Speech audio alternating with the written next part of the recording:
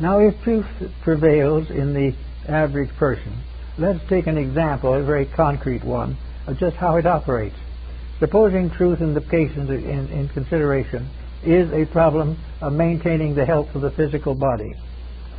This is something that is very significant today. The physical body is, in a sense, our child.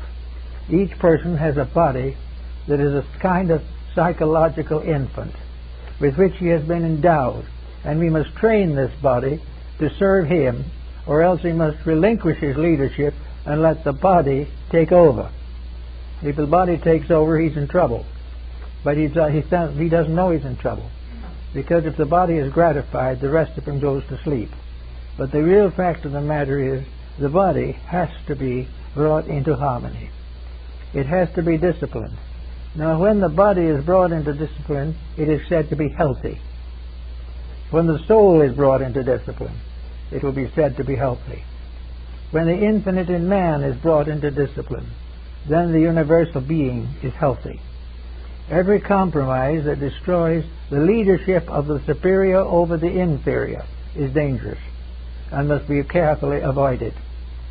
So we know from every experience of living that we can and do have the power to change things, to make them what they should be, to accomplish that which is necessary for the common good and for our own good.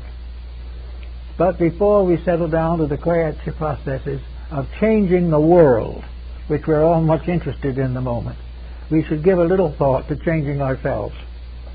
Because actually, we find this world is very hard to change, and we become more and more disillusioned as we see nation after nation breaking the peace, country after country exploiting other countries, and it looks very terrible. But if we look down from the heights of those things into private relationships, we find people after groups out to destroy each other. We find exploitation. We find the effort to dishonorably accumulate at the expense of others. We find the broken home and the broken heart and the broken body. So that we know that the great change that is necessary, we have not even been able to make in ourselves. Little by little, however, we have an answer to this. As the health problem goes along, we suddenly learn that there are ways that health can be improved. But improving health is nearly always a discipline. We have to do some things differently. We have to sacrifice some excess in order to achieve moderation. We have to do something right in order to nullify that which is wrong. So, we discover that we only through discipline can we bring ourselves back into harmony. And in the moment we come back into harmony, the mysterious power of nutrition, which is another being, another radiant character, that nutrition can take over and do properly for us. All of the gods of antiquity must manifest through disciplined bodies. We think of wisdom, it's only possible through a disciplined personality. Wisdom in the keeping of the foolish one is folly. We know that there is only one way to achieve courage, and that is to be dedicated to a cause worthy of courage. If we try to use courage to defend negative things, we risk hurt some more. Everything is there to challenge, but nothing is there to hurt for the reason of destroying us. It is because it is the only way to prevent us from destroying ourselves. Now, if we look around us in society today, we see the problem that is coming everywhere at this time. We see the problems of space, of housing, of food, of health. All these things we see very definitely. We realize that something has to be done about them. So we start trying to plant trees. We trying to find ways to purify water. We try to find ways to cleanse the earth of the pollutions and problems that beset it. We try to find ways to control populations, prevent the destruction of natural resources. Let us for a moment turn all these things back into ourselves and realize the reason that we can't solve the problem on the outside is because we haven't solved it on the inside. We haven't made the contact which make it possible. When Boethius was given the presence and vision of the saintly being that came to serve him in his sorrow, he gave us an account of a wonderful discipline and a wonderful courage against circumstances.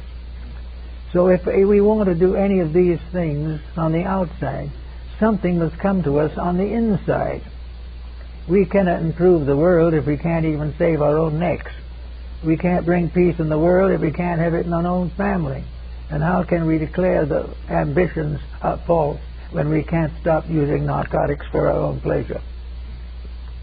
All these things come back, as Plato tells us, and as the whole philosophy tells us, is all of these great changes can only come when the human being arises to meet them.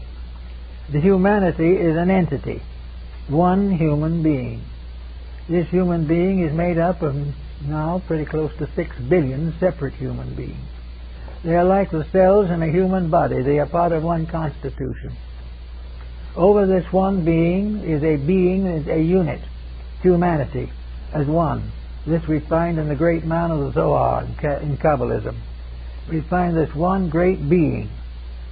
And this great being's help and everything depends entirely upon the use that is made of the resources which comprise this great figure. We have to use these resources correctly. We have to solve the problem if we wish to have peace. We must make one humanity if we do not wish to be divided.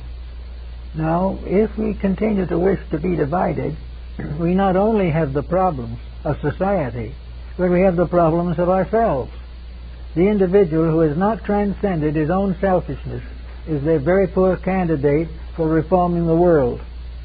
It is necessary for each person to recognize that he must make a personal contribution to the integrities of things. He must become aware of truth. He must become aware of what truth means. Not that it's a formula to write out and recite, not that it is something to be listened to in church, not that it's supposed to be in some scholarly textbook for the advancement of science. These are not the things. The truth we need is the inner truth of the love of truth, of the love of God as truth, deity recognized in the manifested form of the infinite parent, also always solicitous for the good of its children. We must think of the faiths of men as being the gateways to conduct. We must think also of all the dreams and hopes of the ages and realize that they cannot be fulfilled until the individual loves truth better than he loves himself.